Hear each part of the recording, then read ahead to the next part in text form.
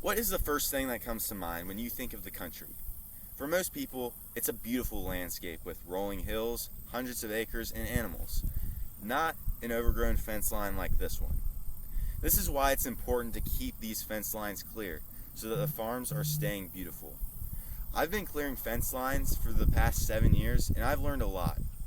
While it may be a very physically demanding job and hot at times, it is very satisfying and rewarding when you get the job done.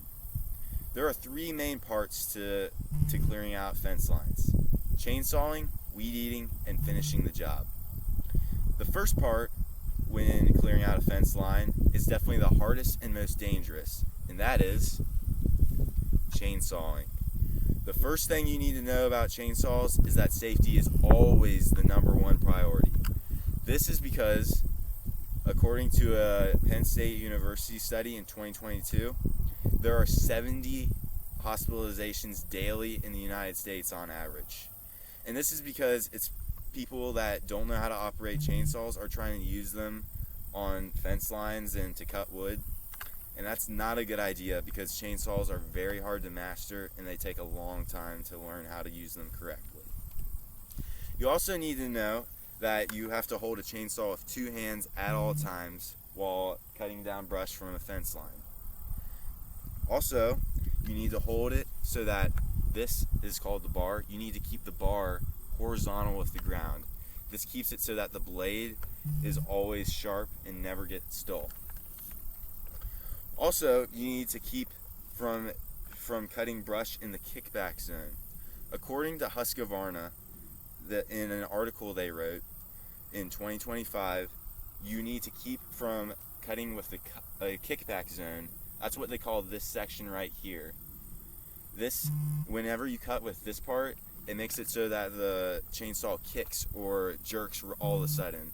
And that's not very good and not very safe because you could cut off a limb on accident. So they said, according to them, you can cut on the top or the bottom, just not the end.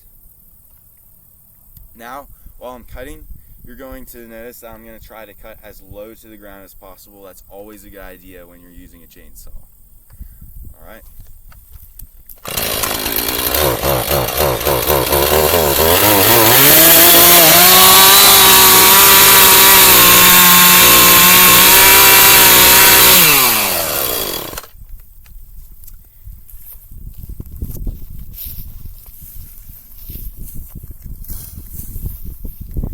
Now that we've gotten the big brush out of the way, we need to deal with the small weeds. Now we need to use the weed eater. Weed eater, there's also some safety rules. The most important part is eye protection. Not very smooth. This is because while you're weed eating, there are a lot of small debris that can fly up into your eye and in some cases have blinded people. According to a study by the National Library of Medicine in 2009, almost 50% of weed eater related injuries have occurred to the eyes. So that's why we need to protect them. While you're weed eating, it's a lot more safer. So you don't need to worry about the rules as much. But you need to make sure that the bottom part is as close to the ground as possible without hitting the ground. And you also need to use you need to wave it like a wand in a big sweeping motion.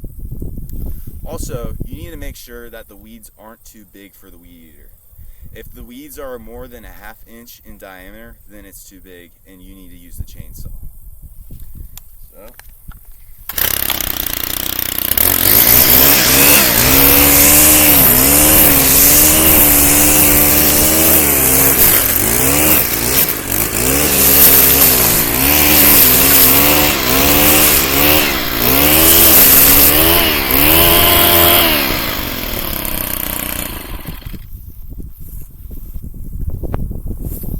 While the weed eating and chainsawing is done, there's still some work to be done.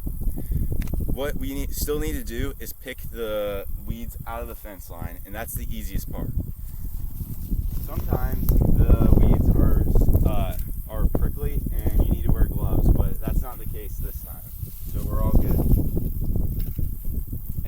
last step is doing some preventative care. I always put on some poison called Tordon on the big stumps to prevent them from growing back next year. While it hurts the big stumps, it does not hurt the grass at all. But I do this last because it can possibly be toxic to humans. According to a 2017 report by the Washington State Department of Transportation, they warn that this Tordon can be toxic if ingested and can cause severe irritation to the eyes. So I always make sure to do it last. So you take the lid off and pour a tiny little bit on the top. That prevents it from growing back next year. And that's all done. Now it is clear through this section. You have just learned how to chainsaw, weed eat, and finish the job when clearing a fence line.